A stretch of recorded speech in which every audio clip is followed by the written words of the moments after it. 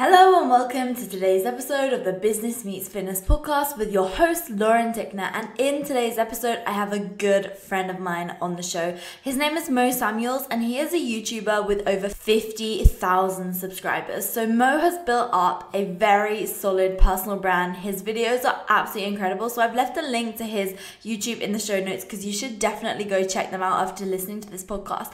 But not only that, Mo has an extremely inspiring story because he actually has an issue with his leg which has caused him to be bedridden, and it is actually classed as a disability. So Mo is so inspiring to talk to because despite the fact that he kind of plays it down, Mo's story is seriously like, it just makes you realize how fortunate you are to have so much ability. If you can walk, then that's something to be grateful for. If you can literally go outside and enjoy the fresh air, it's something to be grateful for. So we talk a lot about gratitude within this podcast, and I for sure am someone who never used to pay attention to all the little things, but you begin to live a better quality of life when you start to pay attention to all these things. So we talk about that today. We talk about all sorts of things, including what Mo's been through and all that, and also his rituals and habits that allow him to continually stay in a positive mindset, to continually be in a growth mindset and wanting to succeed in every aspect of his life. We also talk about so many things, such as what all of his different income streams are, being afraid of failure, and gosh, there's just so much. So I'm just gonna jump straight into today's episode. I really hope you like it. And by the way, if you're someone who's wanting to build an online fitness business, then I have a totally free email training that you should definitely sign up to. So I've left that linked in the show notes as well. So anyway, without further ado, let's get into today's episode. I hope you absolutely love it. I just chat shit. That's cool. That's going to be the intro now. What's up, Mo? How are you doing today?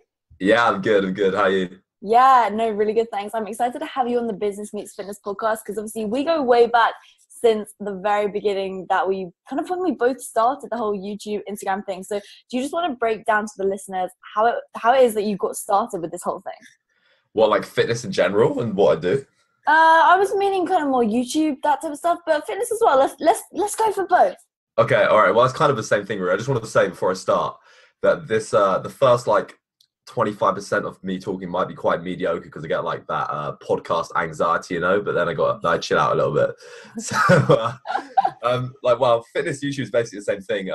Mine's Mo Samuels. I'm 21 years old, and when I was about 18 I had some big problems with my leg. I've got a condition known as lymphedema, which is basically something that's, they don't know how I got it, if it's through an injury or just came about like by itself. I got that when I was about 11.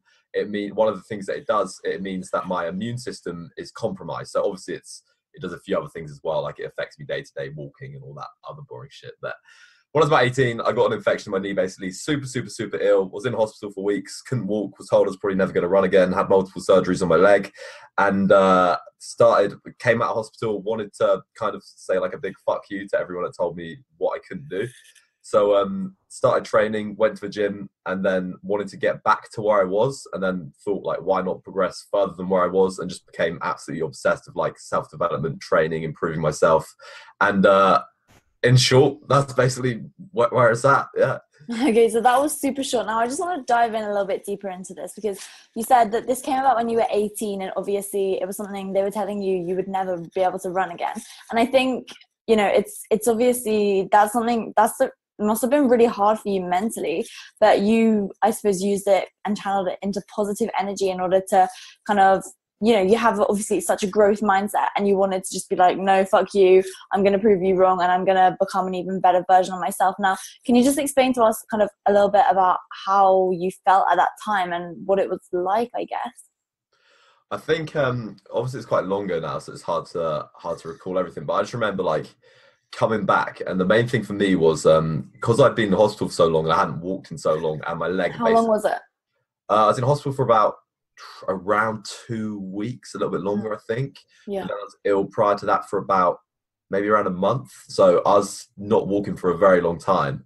And basically, where I had surgeries on my knee and where my knee had swelled, I was unable to bend it. So I got home, and I like had this like incredibly swollen, locked out leg. And at first, like I just had. That was like a massive defeatist, just lay there like being miserable and feeling sorry for myself and like hating absolutely everything and thought I was like the most unluckiest person in the world. But then I just like, after a week or so of lying there, I was just like, fuck this, like I can't keep doing this, you know. And then How did you make that mindset shift though?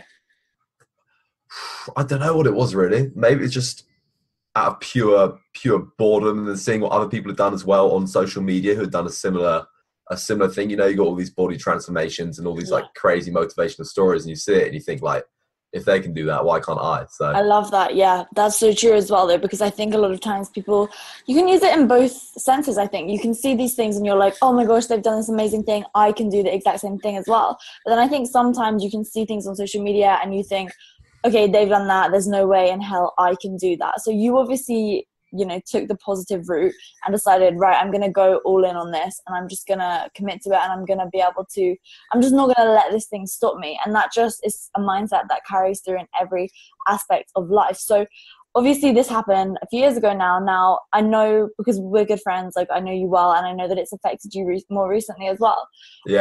So I guess maybe it kind of relates to just, I suppose, anything in life, you know, something that can hold you back massively from achieving the things that you want to achieve. Now, how do you think that this has transferred, I suppose, into the other elements of your life?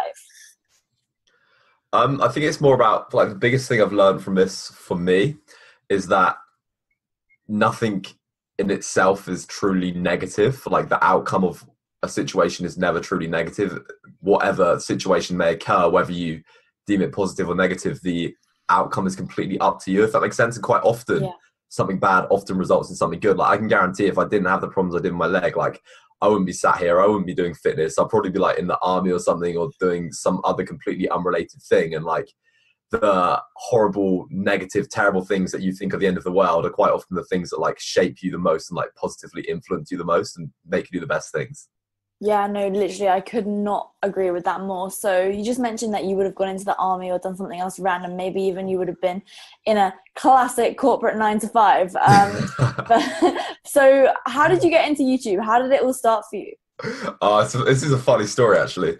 Do you know, I don't know if you've ever heard of someone called Sean Thompson. Yeah, of course. He was like one of the first people ever to get sponsored by Gymshark, I swear. Yeah, OG YouTube guy. Classic. He was like the first, literally, YouTube wasn't a thing in the UK. Really. He was the first like fitness YouTuber from the UK. I remember him so much. That's so funny. And I never heard of any of this.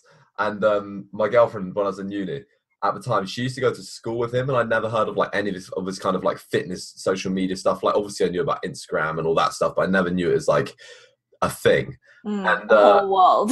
yeah. And she showed me his YouTube channel, and she was like, "Oh, I've got a friend who does fitness YouTube, and he gets money from it, and he like kind of does it as like a job with uni." I was like, "All right." Were you into fitness at this stage? Yeah, I was already into fitness. So this is when I started university. I've probably been training for about a year since my illness. Before that, I trained as well, but a year training since my illness. And she showed me his videos. I was like, "Yeah, they're pretty cool." And then the first thing I thought was, this guy looks like shit. I look way better than him. This must be the easiest thing to do in the world. I'm going to get sponsored by Gymshark, and I'm going to become a famous YouTuber. And then, so I started doing it, and then soon realized that it wasn't quite that easy, and it's more about who you are rather than what you've got. Yes, so true. And kept doing it, and then just kind of fell in love with the process of doing it, and like I've always loved making videos and shit anyway. And that's pretty much it. I did it because I thought I was better than someone else. You thought you were better than Sean Thompson, who's now vanished. Horrible, narcissistic person. That is so funny. But no, I like that now. It's funny how it started. You know, like I wouldn't think that now, but yeah. That's right. Just keep telling yourself.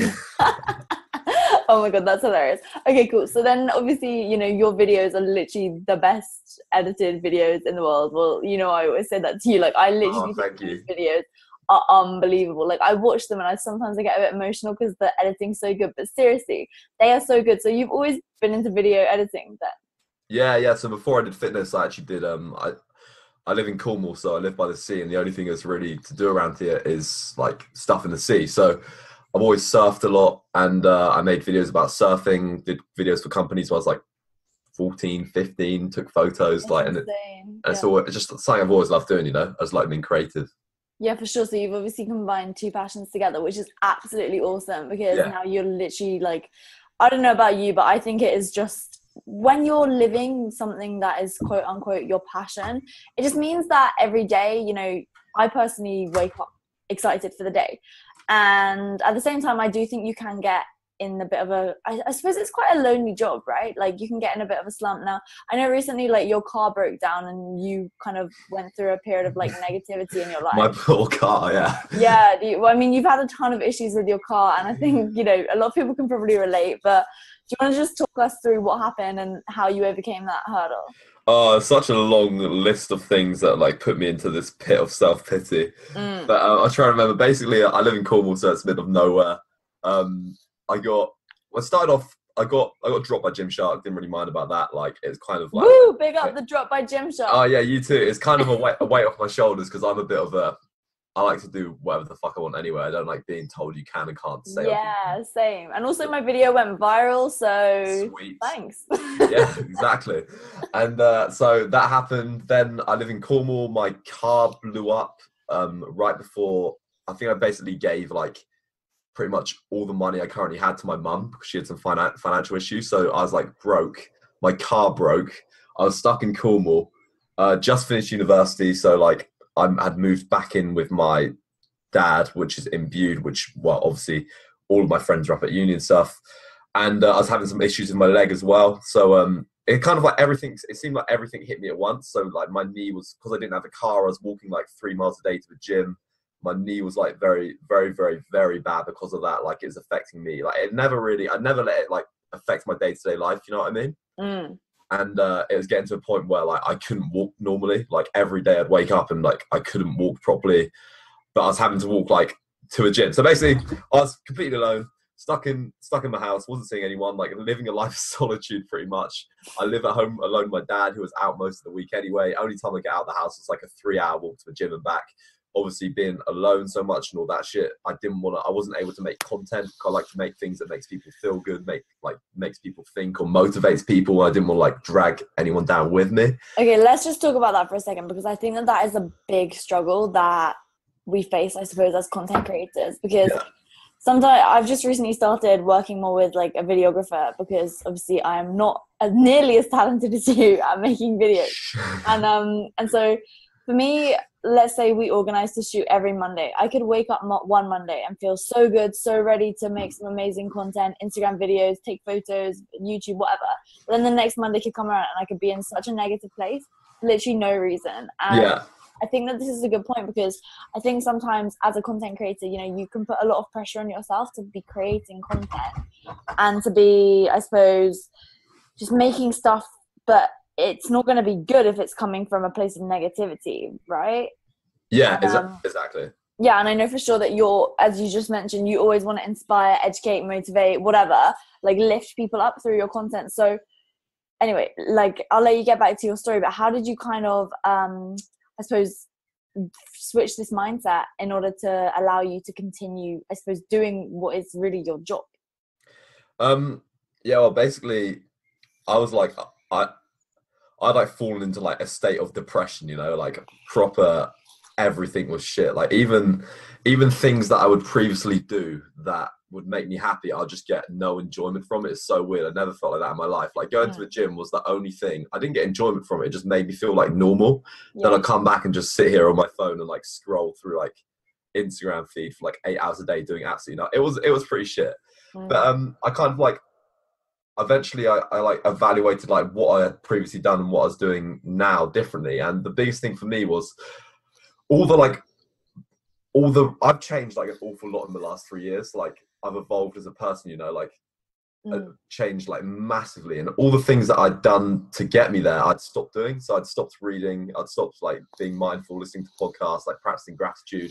I just eventually stopped doing all of these things, getting up early, everything that like made me who I was, basically the things I did to train my brain. I just completely stopped doing like cold turkey. And because of that, I was obviously going to revert back to like how I previously was, you know, like Jamie Alderton from Mindset and Muscle. I don't know if any of you guys would ever heard of the show. Yeah. He used to say what do you say? Your mind is a muscle that has to be trained. Yeah. Or something like that. So if you don't train it, you lose it. And for me, it's just getting back into those rituals and routines that kind of kicks my ass back into gear and maybe like see some actual like growth and progress again. Yeah, no, literally. And I'm such a true believer in all these different things. So do you just want to kind of, I suppose, list out a few of the different things that you do? Yeah, I saw you did a morning routine video actually. So yeah, got some inspo from you from that. Did you? That's cool. That's really cool. Of course. Well, first thing I do is get up. Like, I like to get up early, so 5:30 is like optimal for me, although I normally get up at 6. Get up at 6, have a shower, get out of the shower, write in my gratitude diary. So I have a diary. It's like 3 things that I'm grateful for, 3 things that'll make today great.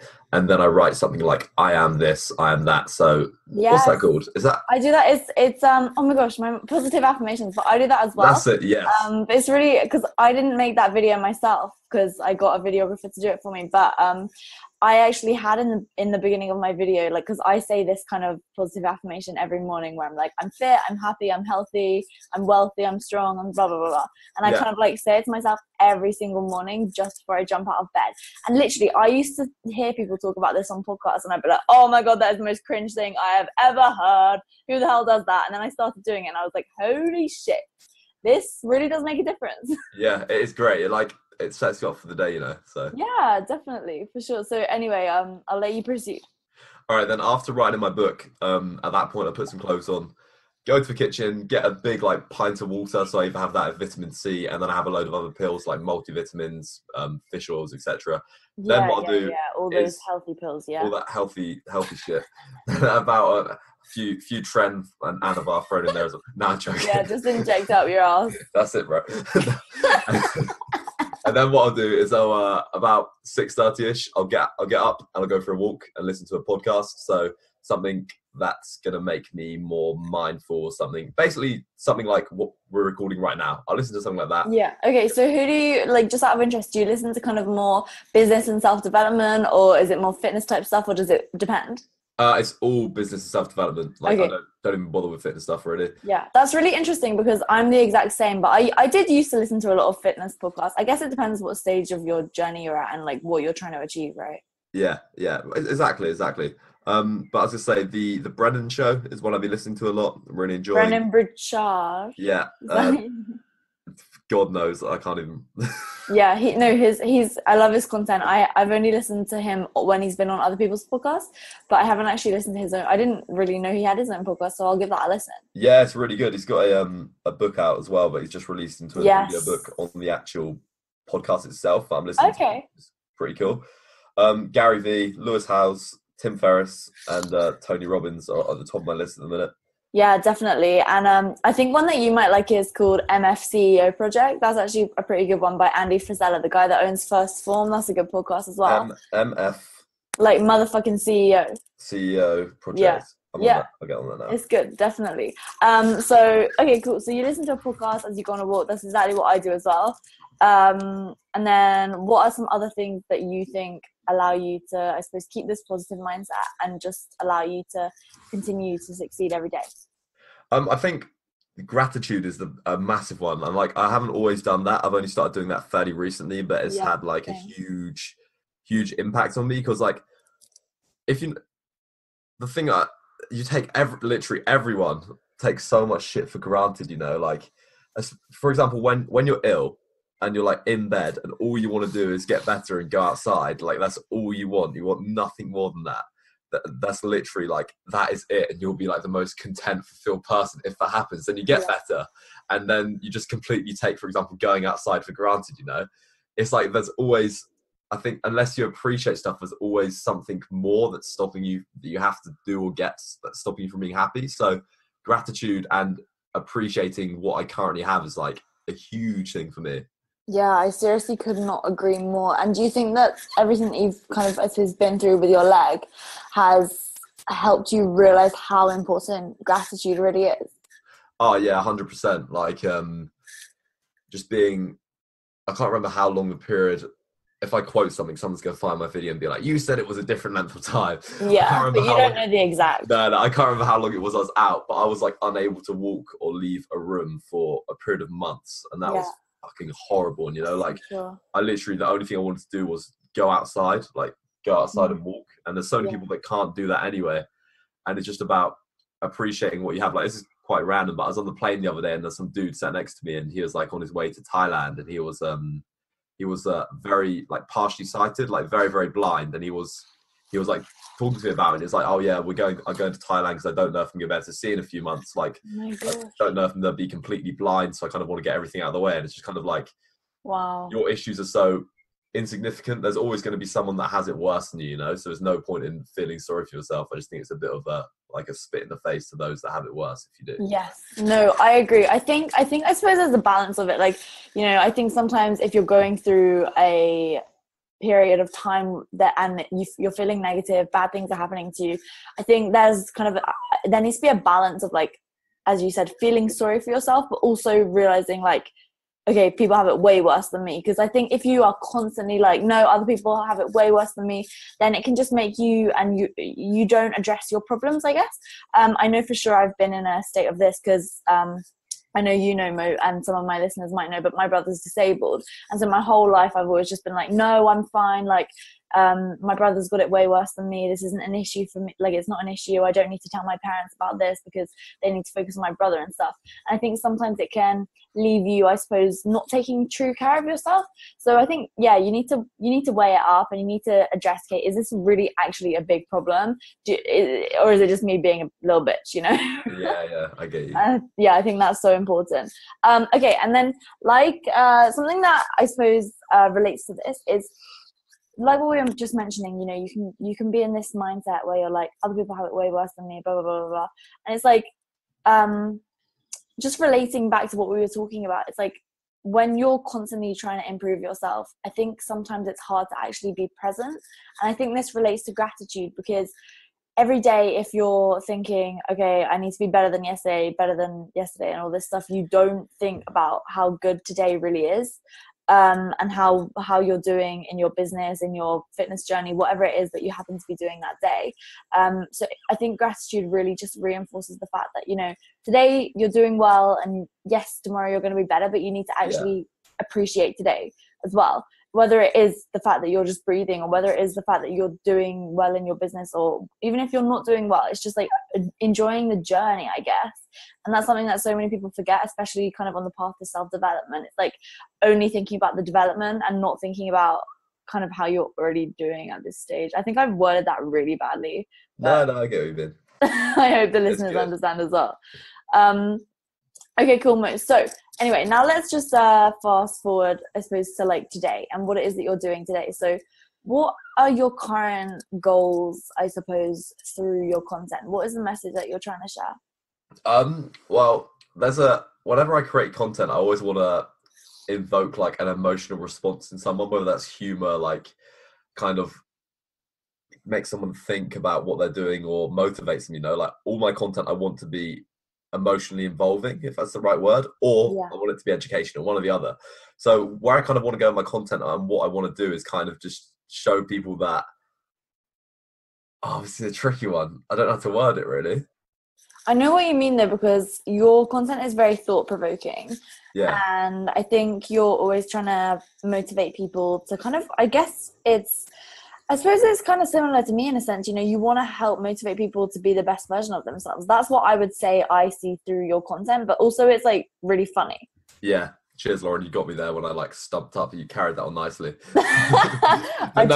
But yeah, basically, like, I do a lot of weird shit. Like, I just do stuff that I enjoy, and like the message one of the messages I want to spread is like just not to give a fuck, you know. Like, zero fucks. Yeah. So many people do things. It's not like don't care about anything and be that edgy kind of guy. Not like that at all. But it's just like you shouldn't worry about so much what other people think of you or might think of you. Like, so many people don't do things because they're so scared of what others are going to think of them. And at like the end of the day, in fucking 80 years, everyone's going to be dead anyway. So exactly.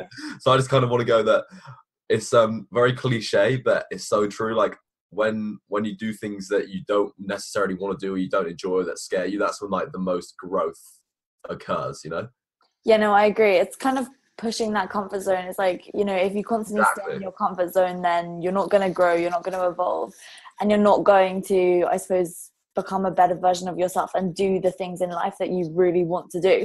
And again, I think it brings you back to that whole gratitude thing, because if you're grateful for what you have at the moment, then it just makes you realize how fortunate you are to be in a position where you can do these things. And I think a lot of times, you know, if you're caring too much about what other people think about you, it's like, it's kind of a selfish thing. Like, you're not achieving, maybe you're not putting a message out into the world that could literally change so many people's mindsets just because you care about what other people think. It's preventing you from helping other people. That's what I think anyway. So what's next for you? What, in terms of life in general, or? Yeah. Well, at the moment, I'm just focusing on, like, I want to really pump out some uploads and make this year like a big year for me on YouTube. So I wrote it down this morning as well. It's just like a ridiculous goal, but I'm just fucking saying it just to make me do it. I want to get 250,000. So I'd love 250,000 by 2018 is the goal. We're already like, what, a third at least of the way through. How far up? January, February, March, April, May. We're almost halfway through the year. So I need to start upping my game. Like, I've just realized, like, fuck, I've only got 6 months to do this. So I'm going to have to start doing something crazy or pull something magical out of the bag if I want to get it. So that's the goal on YouTube wise. Obviously as well, just finished uni, so that kind of put everything on hold whilst I was at uni. And I want to start a business, do something similar to what you're doing, Lauren. Like, I love that shit. Yeah. Just tell me more. Just basically, generate a solid form of income from doing something I enjoy. Okay, this is actually a bit of an interesting topic because obviously you're a content creator, but at the moment I know you do diving and stuff to earn income on the side as well. So at the moment, would you say that being a content creator is like a full-time income? Yeah, basically what I'll do as like a full-time job is create content. So whether that's for myself or for other people, I will take videography work every now and then because I love it. Yeah. And that's basically it. But wait, tell them about the really cool one that you did. Which one? Well, there was it was like Terminator or something. What? Wait, you did some diving. Oh, diving or film? Film. Oh, I used to do, like, when I was in uni, before all this came about, I wanted to work on big films and do like underwater camera work, basically. And the most recent one I did was The Mummy with Tom Cruise in. The Mummy, that was it, yeah. Up at Shepton Studios, which is like London's Hollywood. And I used to do films like that, but I'm not into that. Interesting. I prefer doing it all. But yeah, so I do that.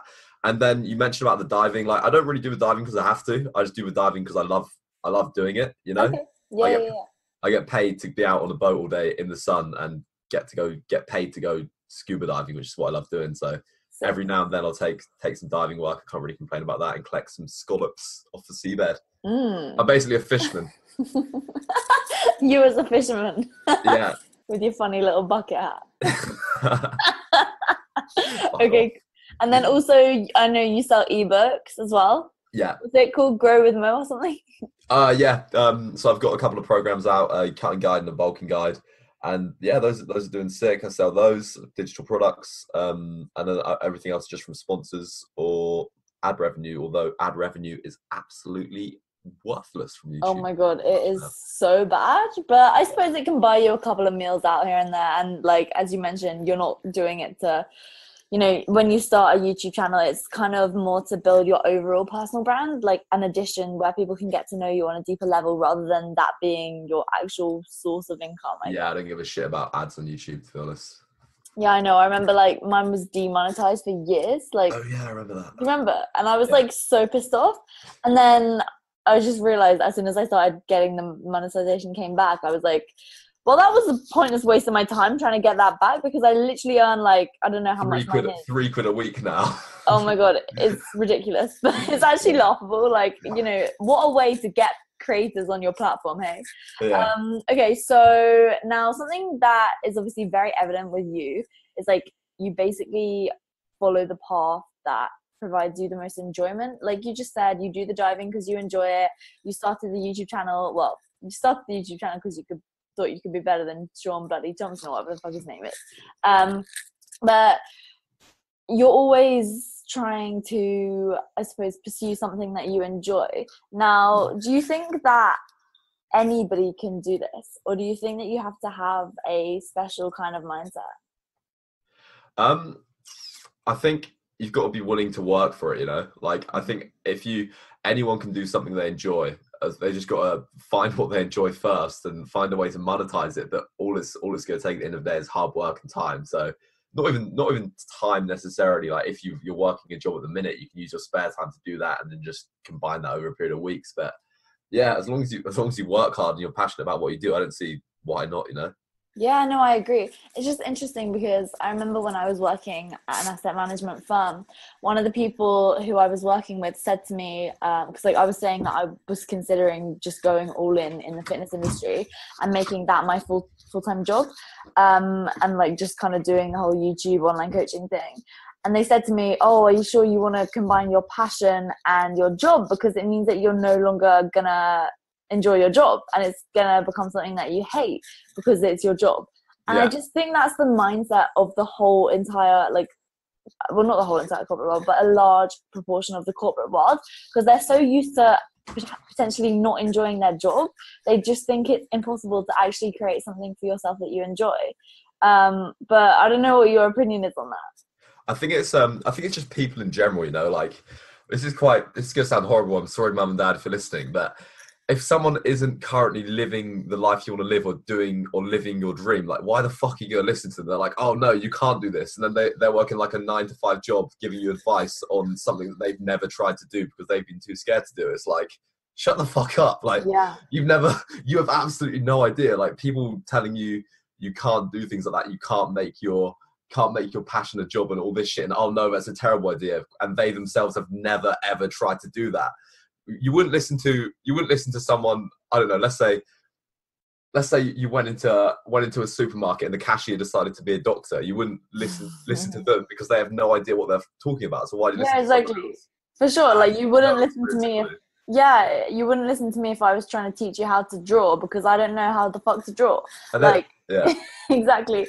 I think that is honestly such a good point, and I've never thought about it from that perspective before. I've just always thought about it kind of in the sense that people are, I guess, kind of closed-minded and they just don't believe in themselves enough, like I think that this is a massive problem that people have, like just not believing in yourself. It's like, for example, when someone compliments you, do you turn it like and shrug it off and just say, oh no, like no, you're better or whatever, or do you just turn around and say thank you and just appreciate it? Fuck yeah. Yeah, exactly. No, it's so important, and I think that it's something that comes as time goes on and as you evolve as a person, and I think it also does come with success.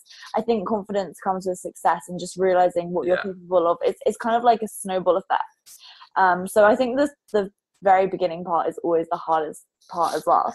And then finally, Mo, do you think that everything that you've been through has kind of spurred you on to keep going in order to achieve what you're achieving today? Oh yeah, 100%. Like 100%. I think it, like having what I have, like having the screwed up leg and all this stuff, or having something that negatively mean like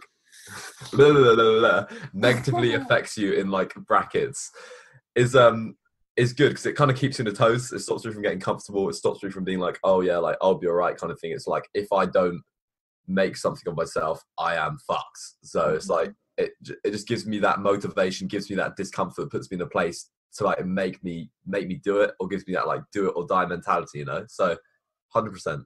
Yeah, I love that. You know your reason why, and then you can just kind of pull on that every time you're maybe feeling a bit lazy or something. You know, and then again, back to the whole gratitude thing. It's like, no, right now I'm okay. Like I can do this. And I think that, it's really interesting because after I did my talk at Body Power the other week, this guy, he asked me a question and he was like, what's been your lowest point when it comes to building your personal brand? And I kind of racked my brain for a bit, and I thought of a crappy answer because I was like on the spot, and you just don't really think about it too much. And it was when I got bullied, blah, blah, blah, all this stuff. Yeah. And then I thought about it kind of properly, and basically the reason why I'm telling this story is because he came up to me at the end and he was like, I'm a psychologist. And I was like, oh, okay. And he was like, the reason why I asked you that question about what has been your lowest point is because I work with a lot of high level kind of entrepreneurs to help them to become more and more successful. And he was pretty much saying that, when you know your lowest point, it kind of gives you this thing that you can pull on every time you don't know what to do next, every time you're feeling like you don't know how you can go on, or if you're struggling, or if something bad's going on, then you have this kind of this lowest point and you remember this rock bottom moment, and then you just think how far you've come from then to now. And also you can kind of tug upon that, and you can just kind of make it be your motivator, I guess. Yeah. So yeah, I guess it's like using negativity and channeling it into a positive way, which you've evidently done as well. Okay, Mo, awesome. It's been a great podcast. I don't know if you have any words of wisdom that you want to perhaps give the listeners. It can be literally anything, just about maybe self-development, because we've touched upon that quite a lot today. Put you on the spot. Pretty much, other than what I've already said, just like all I can emphasize is do shit that scares you, you know? Like, if it scares you, do it. That's it. And that's kind of like what I live by. And I promise you that if you do shit that scares you, and if you don't die from doing it, you'll have a much better life. So what are you going to do next that scares you? What am I going to do next that scares me? Yeah. I don't know, actually. I find, well, even this, you know, like I find, like ever since I was young, I've had like a deep, like underlying fear of public speaking. I remember you telling me that, and I find that so crazy because you're so like confident in person. Yeah, but I'm only like that because I've like forced myself to be like that. You know, like I used to be very like awkward and very like socially anxious, especially when I was younger. And like even like the start of podcasts and stuff, like I said at the start, I was probably speaking quite fast. Like I get a bit tense and anxious, you know, just so like that's why I do shit like this. Like I love being scared. I love it. So I fucking love talking to podcasts. I love public speaking now, even though I haven't done it in far too long. And yeah, just do shit that scares you. Okay, I literally love that. You have such a growth mindset. So thanks so much for coming on the Business Meets Fitness podcast today. I'm going to leave all of your links to all your social media in the show notes, but you're just at Mo Samuels on everything, right? Mo Samuels Fitness on Instagram and Mo Samuels on everything else. You still haven't got rid of the fitness? Yeah, no, that's because on Instagram, my Instagram's kind of fitness, but on YouTube, I've gone back to Mo Samuels because my YouTube is like life in general, you know, lifestyle shit. Yeah, I get you. I like it. Awesome. Thank you so much for coming on today, Mo. Catch you later, Lauren. Laters. Nice one. Sweet. That wraps up my interview with Mo. I hope you loved it. I love filming it. I just love chatting to people, and I find Mo's story so incredibly inspiring. So if you've liked this episode today, please do share it on your Instagram story, tagging me at Lauren Tickner and also tagging Mo at Mo Samuels Fitness. We would really appreciate that. It's all about sharing this message, sharing the Business Meets Fitness podcast. And look, Mo's story is so inspiring. Just listening to him speak is so inspiring, despite the fact that perhaps, you know, we don't quite understand what it feels like. We can take inspiration from it. So anyway, that wraps up today's episode. Remember, get that free email training if you haven't already, because I'm telling you now, it will just be so beneficial to you. And if you know how to build an online fitness business, then you can also build up your YouTube channel just like Mo has and turn it into your full-time income just like both Mo and I have. It's truly possible. We're both 21-year-olds just doing our thing, and it's possible for anyone. So anyway, that is that. I will see you in the next episode.